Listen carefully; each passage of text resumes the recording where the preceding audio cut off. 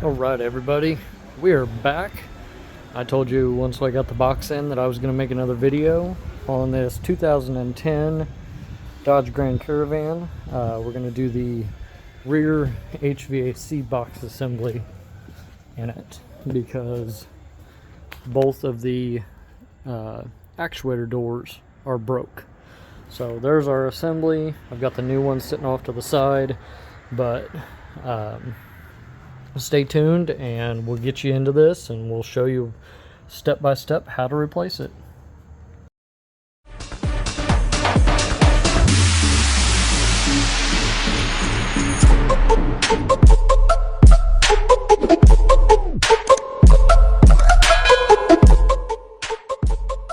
Okay, so step one you're going to take, and I've already jumped into this because I wasn't even thinking about it, but you're going to undo your intake hose here, worm drive clamp, flathead screwdriver.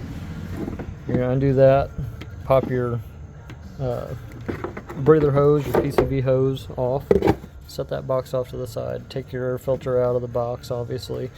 Then right here you're going to have this 13. You're going to undo this 13, set it off to the side. Then you're going to pull the power steering reservoir off, set it there. You can grab this box, and obviously you want to flip these up because you don't want them getting caught on anything. Set those up there. You grab your box and just basically you're going to yank it out of there, out of the retainers, all that. You do have a wiring right here. Just pull that up. There's your box. It releases. The giant creepy door in the back. So now you can get to your high side valve, and your low side valve is back there on the firewall. You will have to drain the system. So I'm going to go grab the system and get it drained, and then we'll move on to the back so we can start getting everything disassembled. Alright, okay, so we've got the system draining right now. It's all hooked up, blah blah blah blah blah. So now we're going to move to the back, and there is two big things we got to do. Number one, get this thing out of my way. Get over there. Just stack. I think I'm going to grab a bungee cord and strap that back. I'll be right back. Okay, so we got that strapped back. Now we've got the box. Yes, I am in a different bay. I've moved up top for today because we have one of our other employees that is gone for the day. So that's why I'm up here. But anyways, we have the heater cord lines that travel all the way to the front there. We're going to have to disconnect them, and then we're going to have to disconnect the AC lines from underneath once that system gets drained. Next thing we're going to do before we go doing all that, because I still have to wait, is here's your electrical connector for the main box. So we're going to, it's just a little push tab, push in, and it should release. So okay, well that works too, so makes it a whole lot easier, just like that. And then let's see, oh, there's a lovely resistor cap that they put in there. Nothing's supposed to come out that way. So let's see, that's disconnected. I'll go ahead and disconnect this one and this one just to be safe. It should be all that. But the biggest thing is, I think actually these can be plugged back in, because I don't have, or this should have its own wiring harness. So that'll get shoved off to the side, out of my way. There's that. We'll pop that back on there. So now we have a 10 here, where'd the other one go? Oh, 10 up there, and then we'll have to take off this tube here. So we'll get this one off and out of the way. It runs this way and to the floor there. Only thing holding it really in there is just sitting over the screw right there. So we'll get this top pulled off, and then we'll pull the two 10 millimeters. We can scoot the box out a little bit to where we can see what we're doing. So alrighty, so back out here, there we go. Okay, so we got our two 10s out. Good thing is with this, you do not have to undo any of this for your heater lines. If you do by chance need to, there is clamps underneath here, but pulled both 10s. System's finally drained down, so I'm going to show you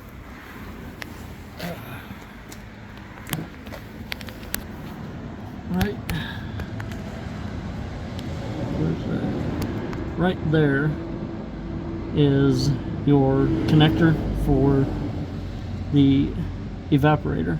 So you'll have, it's a 13, you just need a long extension and a 13, and take that out. Make sure you replace the O-rings on it, or else you'll have leaks. So I'm going to go ahead and get that undone, and then we'll get the box lifted up, scoot it over. We're going to pull the original heater core out of this and set it in the new one, which there's the new one, and then we'll start putting everything back together and plugging it all in. So okay, so I decided to just say screw it, and went ahead and took the entire box out with the heater core in it and all that, because if this one leaks, then we can just pull it back out. I don't want to do that, but we can if we have to. So I just clamped the lines off, disconnected it. Make sure you put some rags down so that way it doesn't make a mess. Before I go putting the box back in, I'm going to go ahead and pull these O-rings off of here, so that way I can get new ones to replace these, to make sure that they're going to seal correctly, because we don't want any leakage when we go back in. So I'm going to go find some new ones of these in our kit, and I'll be back. Okay, so went and got my new O-rings, got them set in there. Always take and put a little bit of oil around those O-rings, top and bottom. That way you get a good, nice, tight seal. Now that we've got those in, I'm going to go ahead and I'm going to take the cut ends off of that box and get all that cleaned up. Make sure that the expansion valve and everything is okay in that one. Then we'll take the whole assembly and we'll set it back up in here, reconnect the coolant lines and the AC lines, and then we will start vacuuming down the system and getting ready for a recharge. Then we'll move on to hooking the electrical up and testing the electrical in it. So I'll get the box in and I'll bring you guys back. Okay, if by chance you do end up having to take the stud out of the bottom of your expansion valve here, it is a, come on, focus. It's an E7. Should come out real easy, depending on where you live. Sometimes, if you're in the northern areas, you get a whole lot of salt, snow, and everything else. Then, you know, it might be more of a pain to get out because it is aluminum. So they do corrode pretty quick. Which this one's not aluminum. The expansion valve's aluminum. But they'll corrode and they'll get stuck in there. I've actually snapped those off pretty easily, and quite a few of them. So, but now that I got the ends off of there, I'm going to take the box, I'm going to set it in there and hook the coolant lines up to it.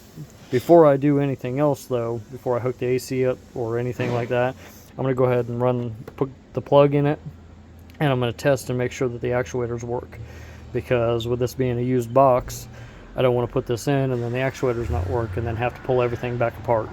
So I'm going to get that hooked up and we'll test the actuators. Okay, So I screwed up in the very beginning, and I apologize. This is not a 2010, this is a 2017, which I said that in the last video, but this video I screwed up in the very beginning. So right now what we're going to do is, I've only got it sitting back there and it's just plugged in.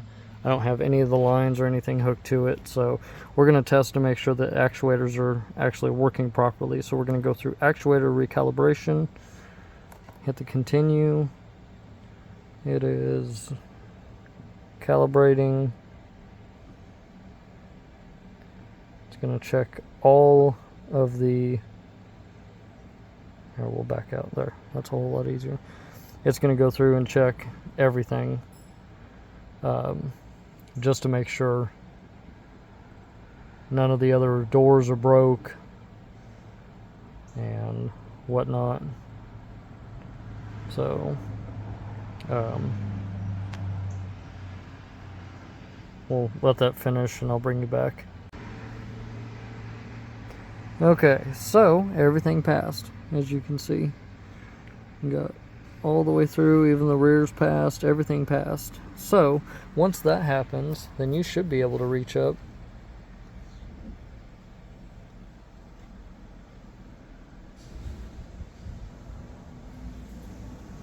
oh, I gotta turn the whole system on. Turn that back down. Turn that on. Yep. Everything's on. It's working properly. I can hear it working.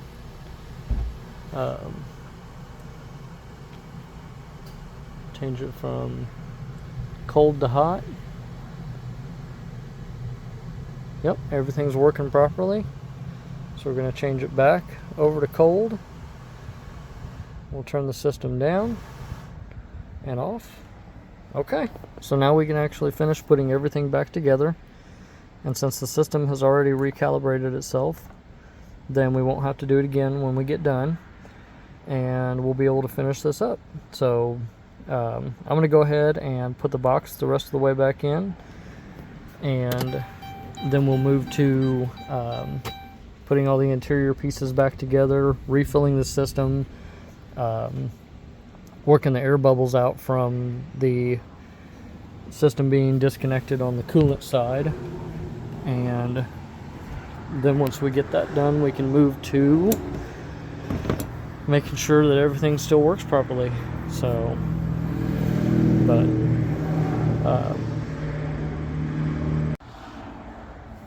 okay, so we got the entire system set back up. Everything is working properly. Cooling system is full and fully charged.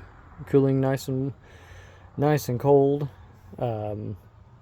Air bubbles are out of it. So now we're just going to go ahead and start putting everything back together. I'm not going to record that because obviously, you know, it's pretty simple. You know how you took it apart, so you should know how to put it back together.